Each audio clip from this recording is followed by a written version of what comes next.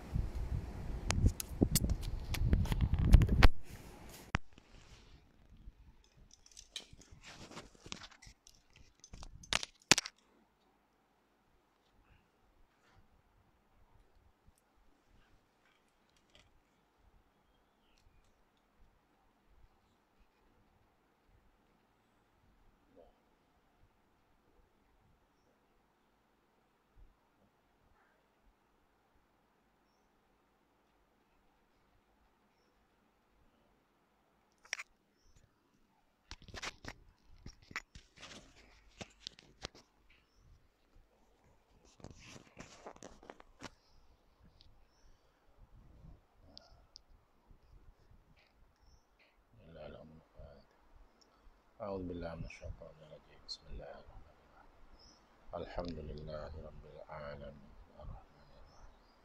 Maliki yaumiddin. Iyyaka na'budu wa iyyaka nasta'in. Ihdinas siratal mustaqim. Siratal ladzina an'amta 'alaihim ghairil maghdubi 'alaihim waladdallin. Bismillahirrahmanirrahim. Alhamdulillahi rabbil alamin. Wa afdhalus salati wa atammu taslimi ala sayyidina Muhammadin wa ala alihi wa sahbihi ajma'in. Rabbi shrah li sadri wa yassir li amri wa hlul 'uqdatam min lisani yafqahu qawli.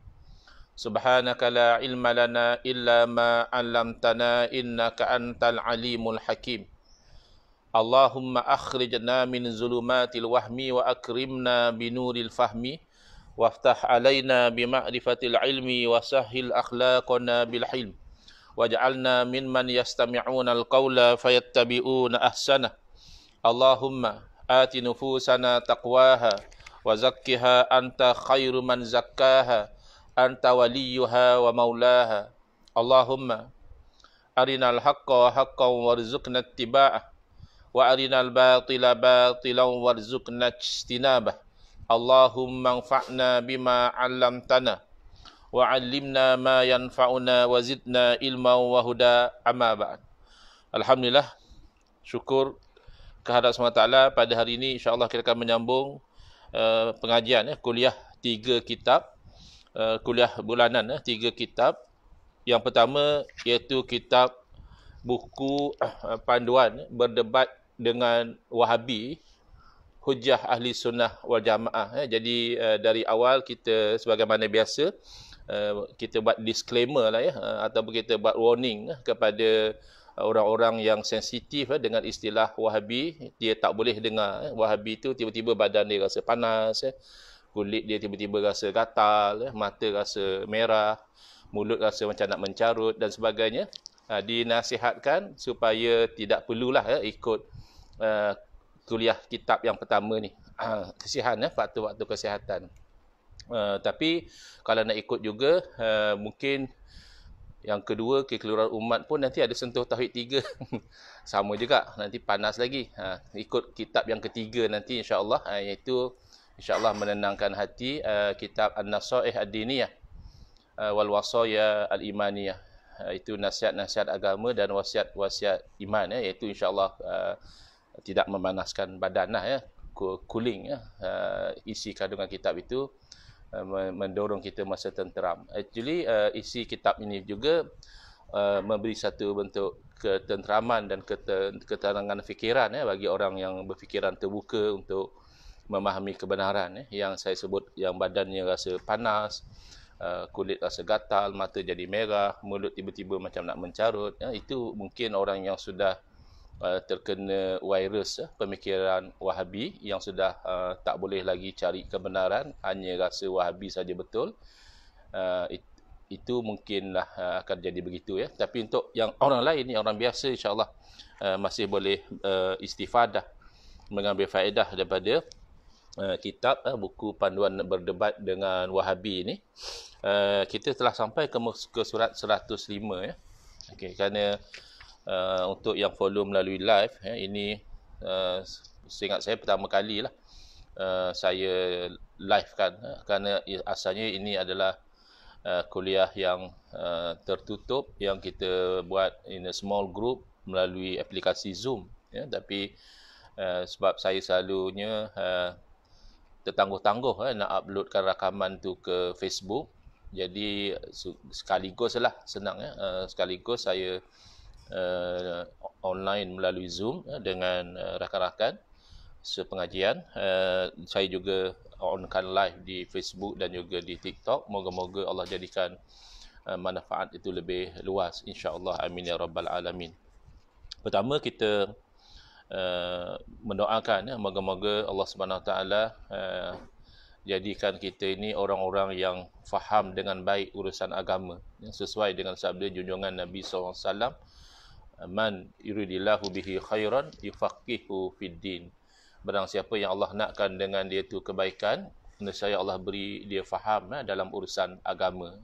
Sebab kita lihat zaman sekarang ni ada orang-orang yang bukan dia tidak berilmu, bukan dia jahil totok kata orang, jahil langsung tak tahu apa, tidak. Dia mempunyai banyak maklumat yang dia dapati melalui pengajian ataupun melalui pembacaan, tapi dia terhalang dari faham dengan baik maklumat-maklumat tersebut. Ini penyakit gagal faham ini yang kita tak nak, kerana yang nak diindikasikan oleh Nabi SAW adalah kebaikan itu datang dari kefahaman yang baik dalam urusan agama. Kemudian kita juga berdoa kepada Allah Subhanahu Taala, moga-moga Allah Subhanahu Taala mengurniakan kepada kita semua akhlak yang mulia sesuai dengan sabda junjungan Nabi sallallahu alaihi wasallam, innama bu'istu liutammima makarimal akhlak. Hanya saja aku dibangkitkan demi untuk menyempurnakan kemurnian akhlak ya. Kita tidak mahu berlaku sebagaimana berlaku kepada segelintir yang mereka melaungkan, memperjuangkan sunnah, mempertahankan sunnah Nabi, tetapi akhlaknya jauh daripada akhlak yang mulia. Bercakap perkara-perkara yang kotor, tidak teragak-agak untuk menfitnah, menaibkan dan sebagainya. Ini bukan akhlak yang diajar oleh Nabi SAW. Baik. Di muka surat 105, Al-Imam Fakhruddin Ar-Razi berkata dalam kitab tafsirnya yang berjudul At-Tafsirul Kabir. Sekarang ni masalahnya dengan golongan Wahabi ini, mereka tak malu mengaku bahawa mereka adalah Salafi. Sedangkan dari segi definisi, Salafi bermakna pengikut salaf, iaitu pengikut generasi awal umat Islam. Salaf disebut juga sebagai as-salafus soleh, generasi umat Islam yang baik-baik, iaitu sahabat Nabi, murid-murid Nabi sendiri yang mengaji dengan Nabi SAW direct, kemudian tabi'in yang mengaji dengan anak murid Nabi, dan tabi'in yang menjadi murid kepada orang yang pernah mengaji dengan anak murid Nabi SAW. Ini secara umumnya adalah generasi yang terbaik yang menjadi ikutan. Jadi Wahabi ini suka claim dialah muwahhidun, orang yang bertauhid, seolah-olah orang lain tidak bertauhid kah, orang Islam lain. Dialah Salafi, pengikut salaf, padahal kita dapati banyak dalam perkara-perkara yang berlaku perselisihan, Wahabi tidak ikut salaf. Bahkan Wahabi mengikut kepada Al-Imam Ibn Taymiyah rahimahullah. Al-Imam Ibn Taymiyah walaupun beliau diakui sebagai seorang alim dan juga mempunyai murid-murid di kalangan para ulama, tetapi pertama beliau bukan salaf. Kalau ikut Al-Imam Ibn Taymiyah lalu nak mengaku salafi tidak tepat. Beliau adalah ulama kurun ke-8. Yang kedua, despite kealiman beliau, beliau ditolak oleh ulama-ulama, disepakat ditolak oleh ulama-ulama sezaman beliau dalam perkara-perkara yang mana beliau itu melanggar ijma', konsensus para ulama. Disebutkan dalam kitab Al-Ajubatul Mardiyah Anil As'ilatil Makkiyah lil Imamul Hafiz Waliyuddin Al-Iraqi rahimahullah ta'ala, dikatakan bahawa Imam Ibn Taymiyah ini telah melanggar lebih kurang 60 ijma' ulama. Sebahagiannya ijma' dalam perkara usul, iaitu perkara akidah, dan sebahagian yang lain adalah melanggar ijma' dalam perkara furu', iaitu perkara fiqh. Jadi dakwaan Wahabi kononnya mereka Salafi itu hanya mujarrad iddia', semata-mata mendakwa sahaja, tetapi tidak dibenarkan. Lisanul hal yukazzibu za'mahum. Lisan perbuatan mereka mendustakan dakwaan mereka sendiri. Mereka bukan Salafi, dari segi teknikal bukan, walaupun dari segi penggunaan agak widespread istilah Salafi itu digunakan untuk merujuk kepada Wahabi, tetapi ada juga para alim ulama kita yang lebih berhati-hati, tidak mahu disalahgunakan istilah Salafi itu merujuk kepada orang yang sebenarnya tidak mengikut salaf, bahkan bercanggah dengan pegangan salafus soleh.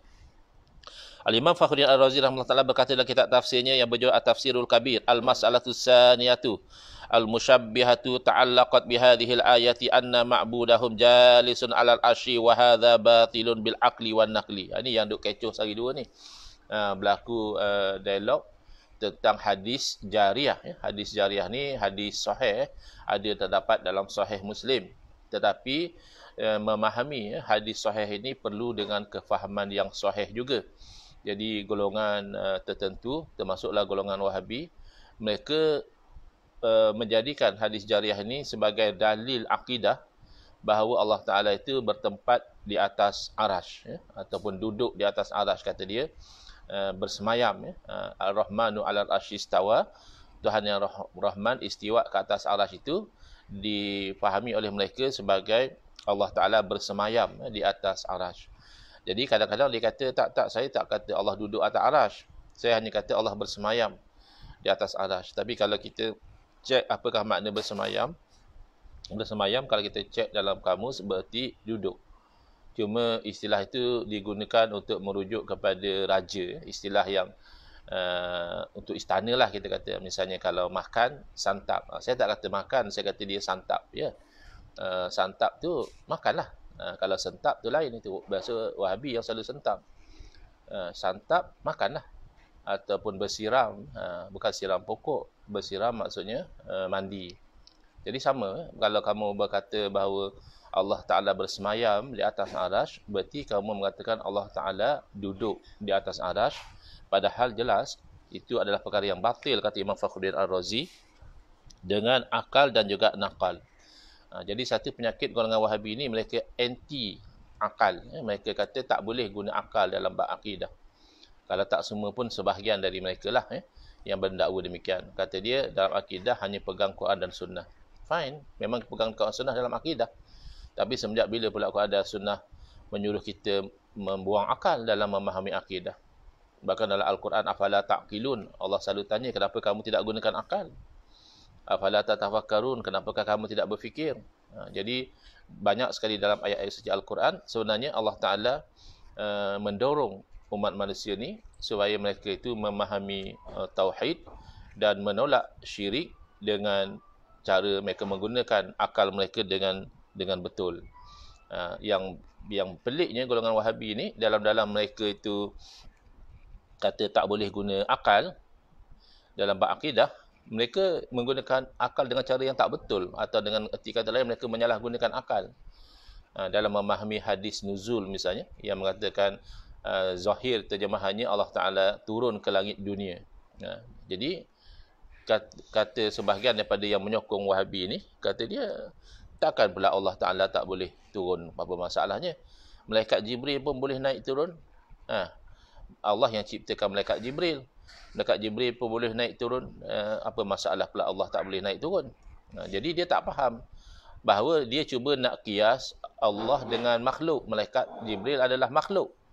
Makhluk tak ada masalah naik turun, kerana itu sifat dia, berubah-ubah. Daripada satu tempat dia berubah ke tempat yang lain. Atas ke bawah tu namanya turun, bawah ke atas tu namanya naik, ataupun bergerak depan, belakang dan sebagainya. Dia makhluk. Kalau guna logik yang sama, adakah boleh orang tu berkata Allah Ta'ala yang menciptakan kaum wanita? Kaum wanita yang Allah ciptakan pun boleh beranak. Takkanlah Allah yang menciptakan kaum wanita pula tak boleh beranak? Boleh ke pakai logik macam tu? Kan tak boleh. Macam mana pula kamu kias Allah dengan orang perempuan? Orang perempuan itu makhluk. Maka makhluk boleh beranak. Adapun beranak bagi Allah itu mustahil. Kerana itu akan mendorong kepada syirik. Kerana kalau kamu kata Allah Ta'ala beranak, berartinya ada dua Tuhan. Satu Allah, satu anak Tuhan. Anak Tuhan, ya Tuhan lah. Sebagaimana kita kata anak kucing, kucing, anak kambing, kambing. Anak Tuhan, Tuhan. Maka itu kan mustahil. Tuhan daripada Allah tu mustahil. Maka tak boleh kamu nak kias oleh kerana Allah ciptakan perempuan. Itu namanya salah guna akal. Dalam keadaan kamu tu condemn Asy'ariyah kerana menggunakan akal dalam akidah, kamu sendiri guna akal juga. Tapi lebih parah, kamu tak pandai guna akal. Asy'ariyah guna akal tu ibarat kenderaan yang membawa ke matlamat yang betul. Sedangkan kamu guna akal terlanggar dinding, tak pakai helmet pula tu. Main langgar je. Ada pula kamu nak kias Allah dengan malaikat. Jadi ini contoh kegagalan golongan Wahabi menggunakan nikmat Allah yang besar, iaitu nikmat akal. Mereka tak berapa gemar dalil akal, kerana dalil akal ini antara yang jelas boleh membuktikan kebatilan mereka. Adapun dalil nakal kita sama-sama pegang. Sama-sama pegang Ar-Rahman 'alal 'arsy istawa. Jadi di situ ada sama-sama. Asy'ariyah pun kata pegang Ar-Rahman 'alal 'arsy istawa juga. Wahabi pun kata pegang Ar-Rahman 'alal 'arsy istawa juga. Ni macam mana? Sedangkan walaupun sama-sama menetapkan istiwa bagi Allah, tapi tidak sama kerana dalam memahami makna istiwa, Asy'ariyah berpegang dengan pegangan Ahlussunnah wal Jamaah itu tanzih. Tak boleh memaknakan dengan makna yang menyebabkan Allah tu serupa seperti makhluk. Sementara Wahabi tidak menjaga diri mereka daripada terjerumus kepada fahaman tashbih, iaitu mereka memaknakan dengan makna yang menunjukkan bahawa Allah Ta'ala itu sama seperti makhluk, walaupun mereka ulang-ulang laisa kamitslihi syai'un, laisa kamitslihi syai'un, tapi Allah tak sama dengan makhluk. Itu tidak memberi faedah setelah mana kamu menisbahkan kepada Allah yang tidak layak dengan Allah. Sebab tu saya selalu bagi contoh yang ekstrim untuk membuka minda mereka. Kalau tak, mereka tak nampak. Boleh tak semata-mata seorang itu mengatakan laisa kamitslihi syai'un, lalu dikata Allah Ta'ala juga beranak, tapi beranak yang tak sama seperti makhluk. Laisa kamitslihi syai'un. Jangan bayangkan Allah Ta'ala itu beranak macam makhluk. Kalau kamu bayangkan Allah Ta'ala beranak macam makhluk, kamu itulah yang musyabbihah. Ini bengong namanya. Beranak tu sudah menyamakan Allah dengan makhluk. Maka tidak ada faedahnya lagi selepas itu kamu mengatakan tidak sama seperti makhluk. Kami tak pernah kata macam tu. Betul. Sebab itu saya buat sebagai contoh. Sebab kamu pun tak akan terima orang yang mengatakan Allah beranak tapi tak sama sebagaimana beranaknya makhluk. Jadi saya buat sebagai contoh supaya kita ada common ground. Supaya kamu boleh membuka minda kamu, kata-kata yang mengatakan Allah Ta'ala mempunyai anggota tangan tapi anggota tangan Allah tak sama seperti makhluk. Allah Ta'ala turun naik juga daripada atas ke bawah tapi tak sama seperti makhluk. Allah Ta'ala juga bertempat di atas arsy tapi tak sama seperti bertempatnya makhluk. Itu kalam yang batil, tanaqud. Pada awal kamu telah menisbahkan sesuatu kepada Allah yang menyerupai makhluk, lalu kamu cuba untuk cover up dengan mengatakan, tapi jangan katakan sama seperti Allah. Kalau kamu bayangkan seperti Allah tu duduk seperti makhluk, maknanya kamulah yang menyamakan Allah seperti makhluk. Itu menuduh demikian. Padahal duduk itu sendiri kamu telah menyamakan seperti makhluk. Akhir-akhirnya dalam mengatakan orang lain mengatakan Allah seperti makhluk, terkeluar pula cakap mengatakan Allah itu alam ghaib. Dia tu jelas-jelas lah. Allah itu alam ghaib itu menyamakan Allah seperti makhluk. Kerana alam itu makhluk. Tapi dia tersalah cakap. Tersalah cakap, cakaplah kata tersalah cakap. Jangan diam saja.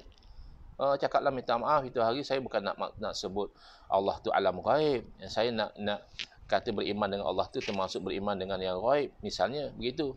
Cakaplah, terangkanlah. Jangan diam saja. Kerana zahir kalam itu batil. Bila ditegur, jangan marah. Benda yang salah, terima sajalah. Sama ada salah sebut atau salah faham, tetap ia satu kesalahan yang perlu diperbetulkan. Wa hadza batilun bil aqli wan naqli.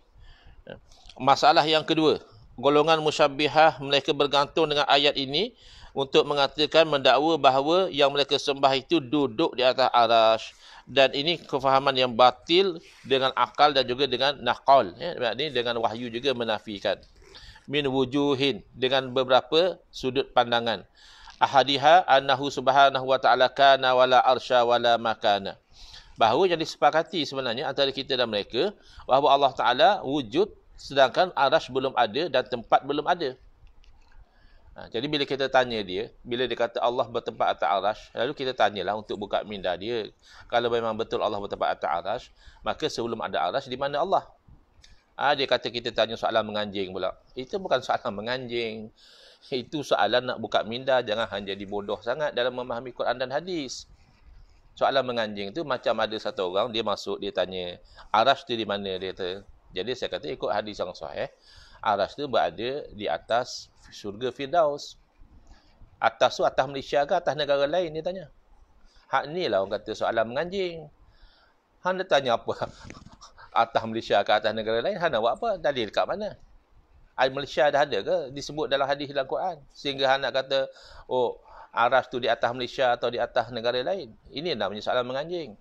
Adapun bila kita tanya kepada orang yang salah faham ayat Quran, sehingga dia mengatakan Allah tu berada di atas Arash, bertempat di atas Arash, lalu kita nak buka minda dia bahawa itu tak betul. Kerana dia kena faham, dia pun dan kita sama-sama setuju, Arash tu makhluk. Makhluk berarti satu masa dulu tak wujud.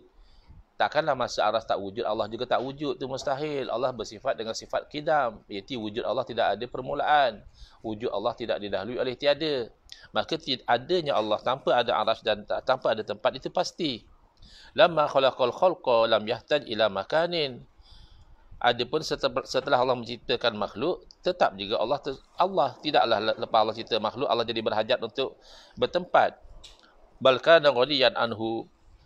Bahkan Allah Ta'ala terkaya daripadanya. Maknanya Allah Ta'ala tidak perlu kepada tempat. Kerana tempat ini adalah ceritanya setelah Allah ciptakan makhluk. Jadi Allah wujud tanpa ada Arash, tanpa ada tempat, itu pasti. Setelah Allah ciptakan Arash, ciptakan tempat, tidaklah Allah itu berubah menjadi bertempat. Kerana itu mustahil. Berubah-ubah ini sifat makhluk. Fahuwa bisifati allati lam yazal 'alaiha. Dan maka Allah Ta'ala itu tetap dengan sifat yang mana selama-lamanya Allah Ta'ala begitu. Illa ayyaz'uma za'imun annahu lam yazal ma'allahi arsyun. Kecuali kalau orang itu tergamak mengatakan bahawa Arash pun qadim macam Allah juga. Arash ni pun wujud tanpa ada permulaan juga. Boleh ke nak berani ke nak mengatakan macam tu? Kalau kita tanya kepada Wahabi lah, Arash tu makhluk ke tidak? Kalau dia cakap makhluk, itulah ceritanya. Maknanya Arash tu baru wujud. Sedangkan Allah wujud tanpa ada permulaan. Takkanlah Allah berada atas Arash. Tapi kalau dia jawab bukan makhluk, ya syirik lah. Berarti ada selain daripada Allah yang bukan makhluk. Di sisi kita, Ahli Sunnah wal Jamaah, semulia-mulia malaikat, semulia-mulia para nabi, sehebat-hebat Arash, sehebat-hebat syurga dan juga neraka, itu adalah makhluk.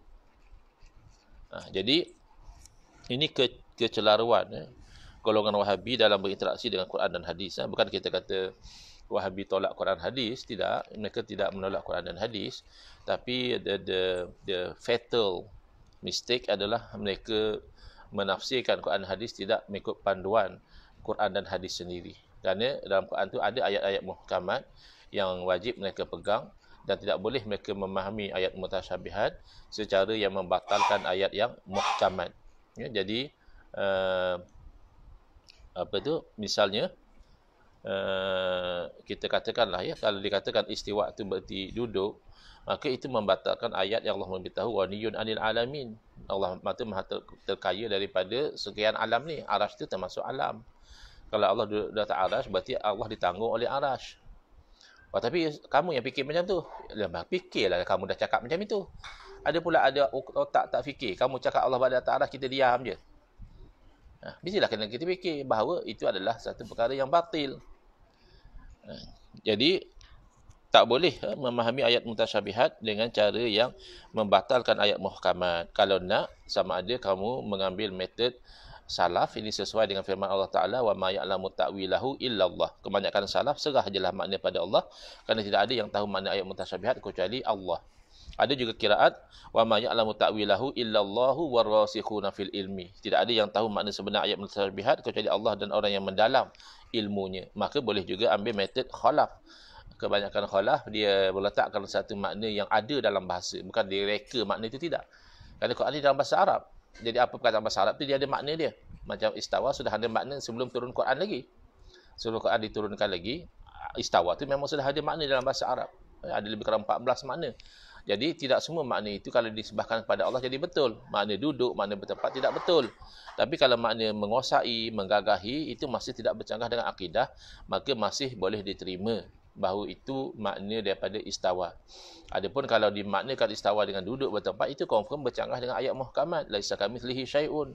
Dia ulang saja ayat laisa kamitslihi syai'un. Tapi praktikalnya dia mendakwa perkara-perkara yang membatalkan mukhalafatuhu ta'ala lil hawadisi tadi.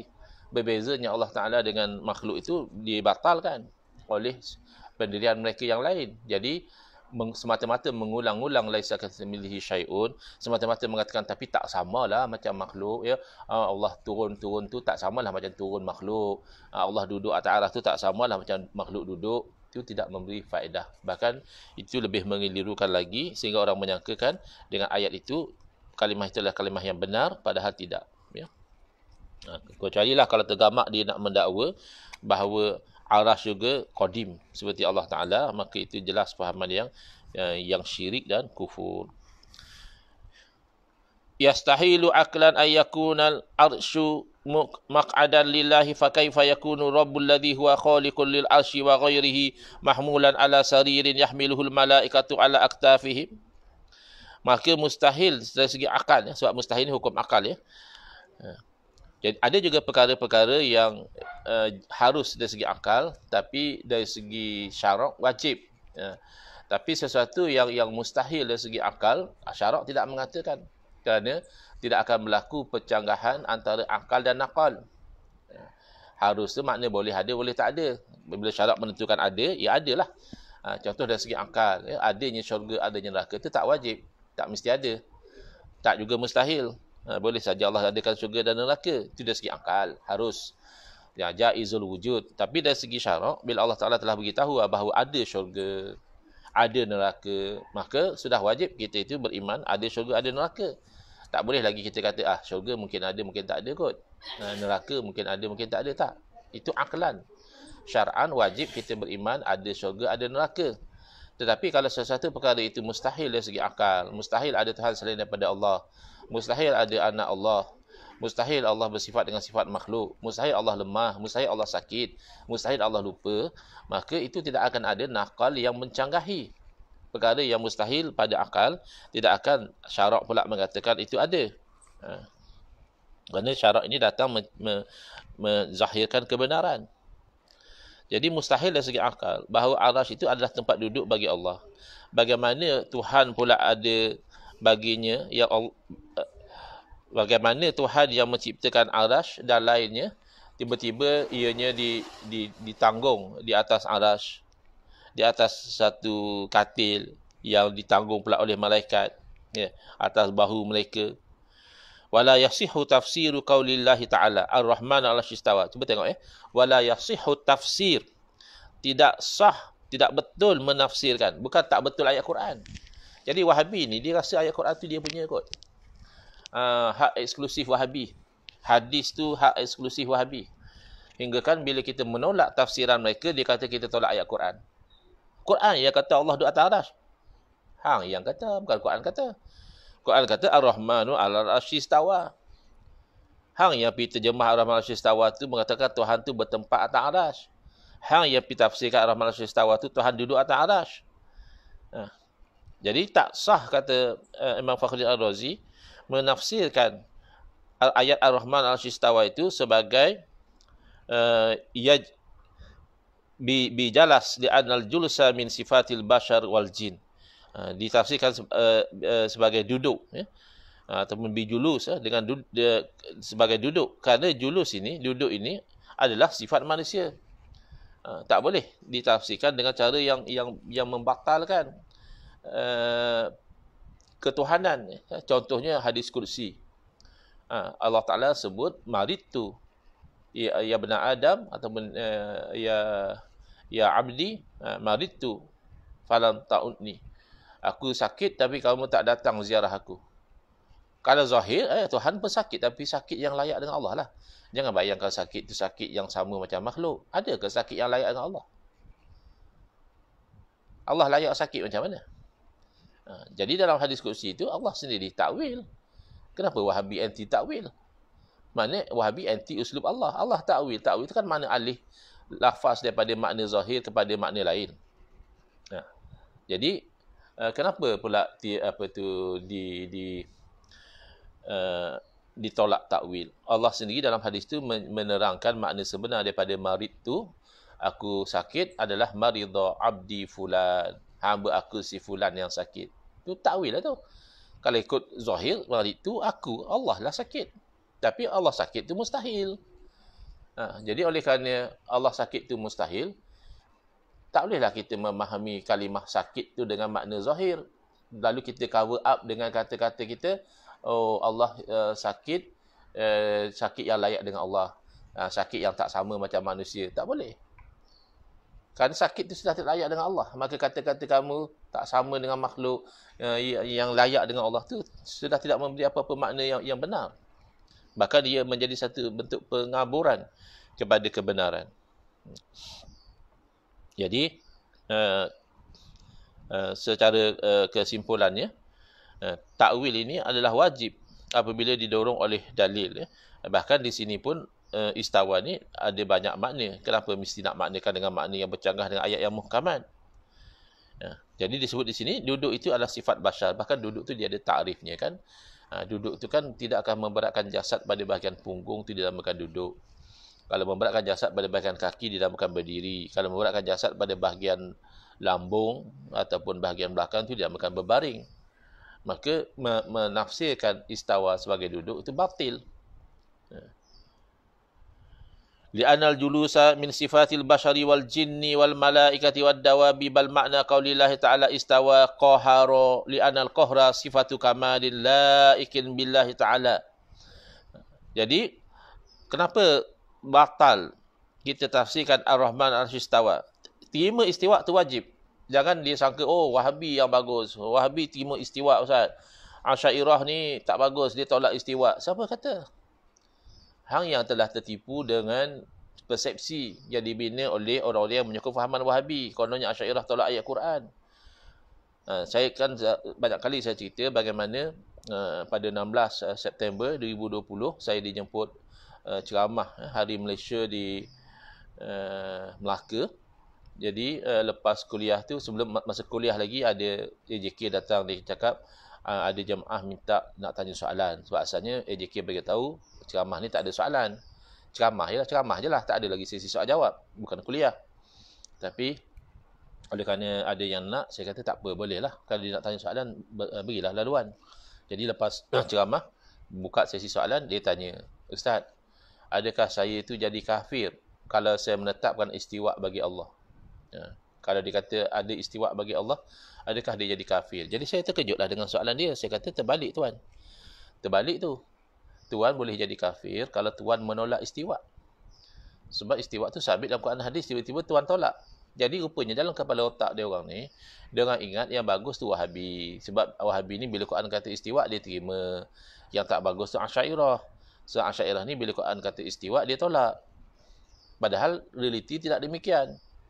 Kedua-dua, Ahli Sunnah wal Jamaah dan juga Wahabi, apabila Allah sebut istiwa, mereka menerima istiwa. Ahli Sunnah terima istiwa, Wahabi juga terima istiwa. Tidak ada antara dua golongan ini yang menolak istiwa.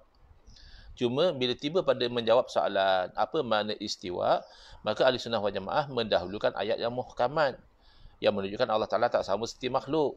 Makanya metod mereka adalah membawa kepada tanzih, mensucikan Allah daripada jumpai makhluk.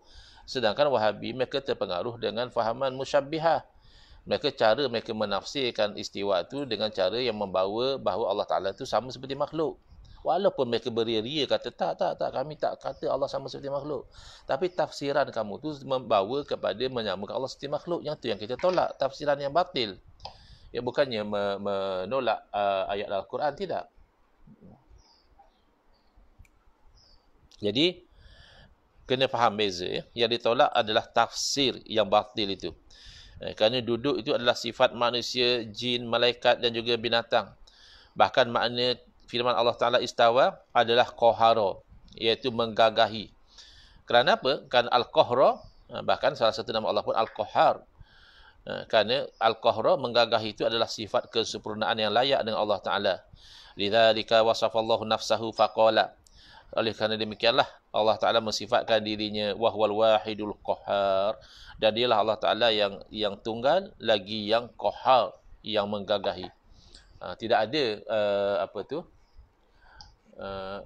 disifatkan dengan nama Allah tu Al-Jalis, yang duduk, ataupun Al-Mustaqir, yang menetap.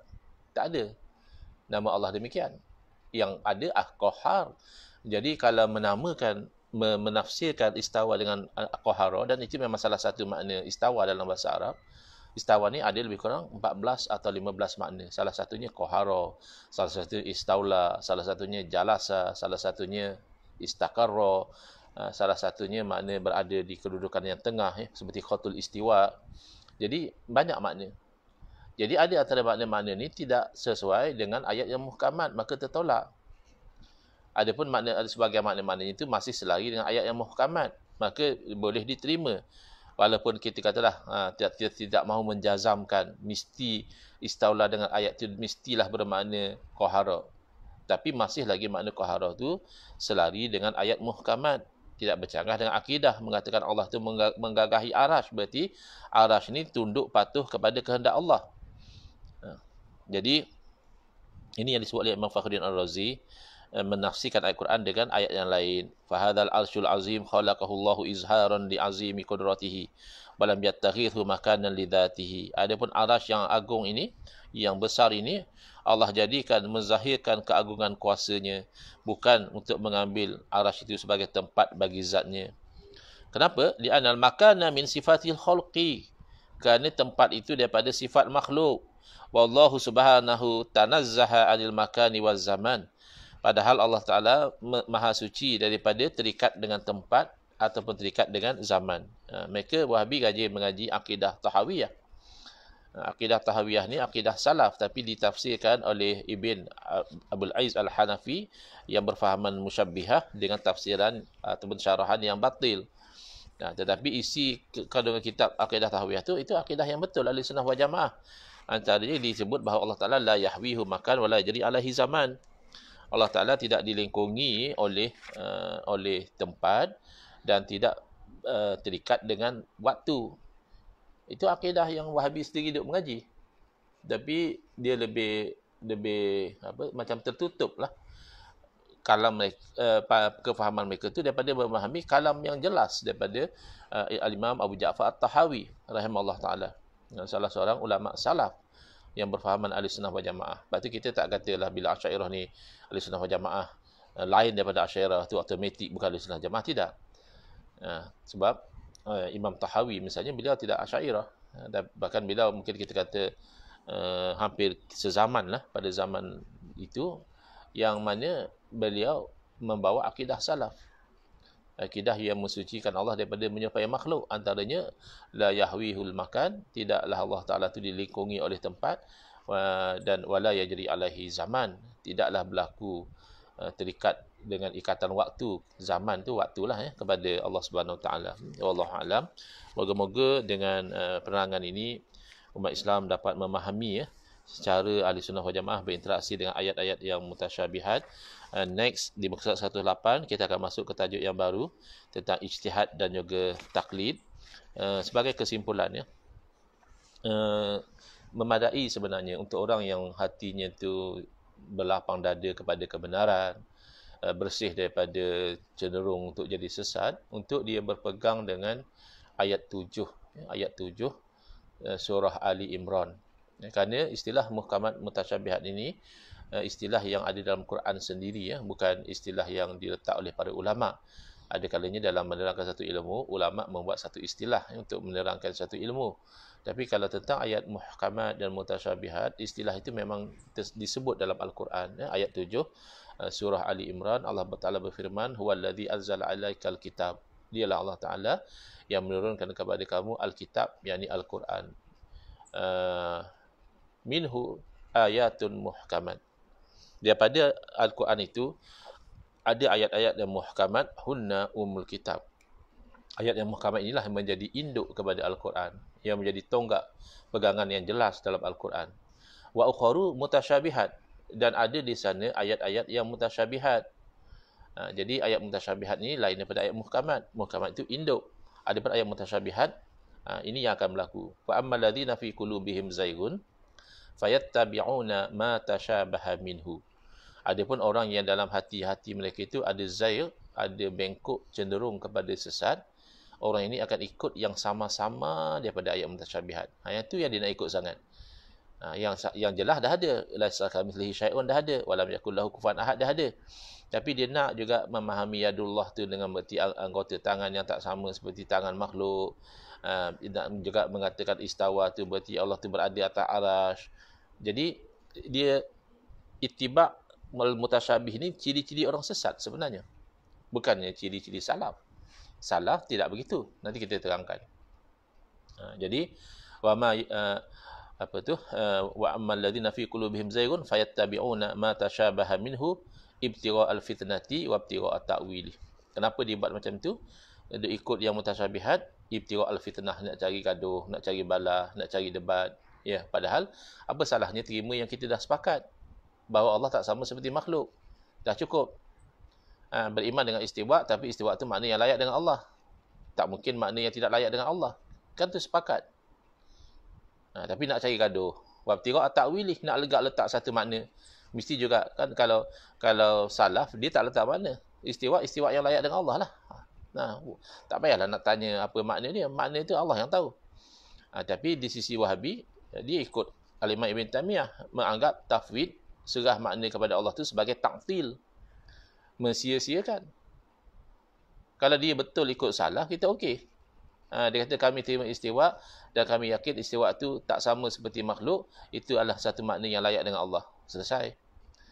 Kami terima yadullah, tapi apa makna yadullah? Itu pastilah makna yang layak dengan Allah. Selesai. Serah makna kepada Allah. Tapi kamu dah memaknakan dahulu istiwa dengan makna bertempat. Kamu dah memaknakan dahulu istiwa dengan makna duduk.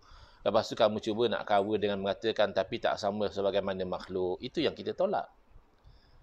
Kerana itu kamu sudahlah melakukan elemen tashbih. Kamu menyamar-nyamarkan pula seolah-olah bila kamu sebut tapi tak sama seperti makhluk atau duduk yang layak dengan Allah, seolah-olah itulah akidah Ahlussunnah wal Jamaah. Itu lagi bahaya. Terpedaya orang-orang yang jahil dengan mainan ayat ini. Wa ma ya'lamu ta'wilahu illa Allah. Padahal tidak ada yang tahu makna sebenar daripada ayat mutasyabihat kecuali Allah. Jadi kalau kita faham begitu, kita boleh terima metod kebanyakan salaf. Dia tidak letak makna duduk, makna bertempat, tapi makna itu diserah kepada Allah. Dengan penuh keyakinan, pastilah makna yang layak dengan Allah. Itu kan kita boleh terima. Sebab berdasarkan wa ma ya'lamu ta'wilahu illa Allah. Atau ada kiraat yang sambung, wa ma ya'lamu ta'wilahu illa Allahu warrasikhuna fil ilmi. Tidak ada yang tahu mana ayat mutasyabihat itu kecuali Allah dan juga orang-orang yang mendalam ilmunya. Maka kita boleh terima metod kebanyakan khalaf, iaitu letak makna yang tidak bercanggah dengan akidah. Kerana orang yang mendalam ilmunya juga tahu makna ayat mutasyabihat kalau ikut kiraat yang kedua. Misalnya istawa itu dengan makna menguasai, istawa itu dengan makna menggagahi. Itu kan sepakat sebenarnya. Wahabi pun tak kata salah. Allah sebenarnya tidak menguasai arasy. Tidak, Wahabi tidak kata gitu. Ataupun Wahabi tidak berpegang bahawa arasy ni luar daripada perintah Allah. Allah tidak menggagahi arasy.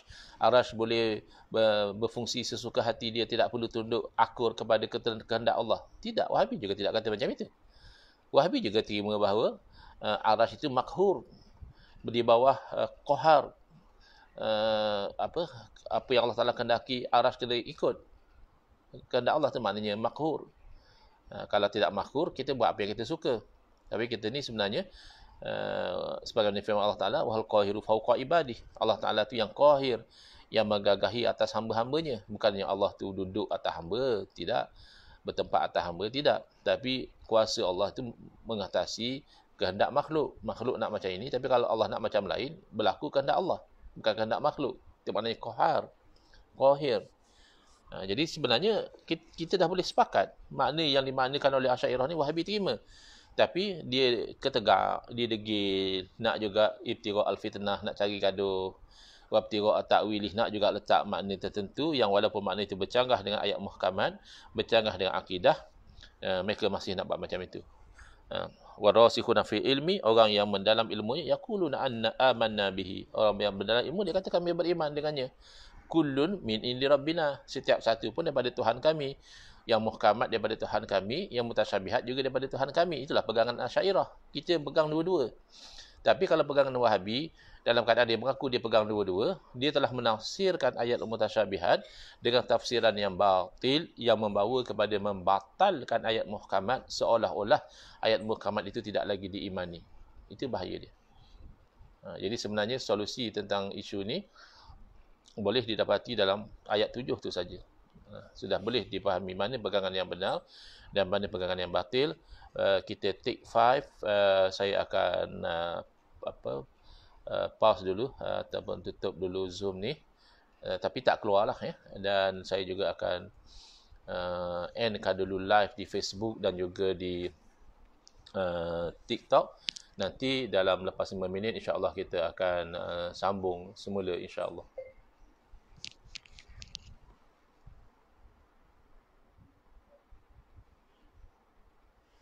Recording stopped.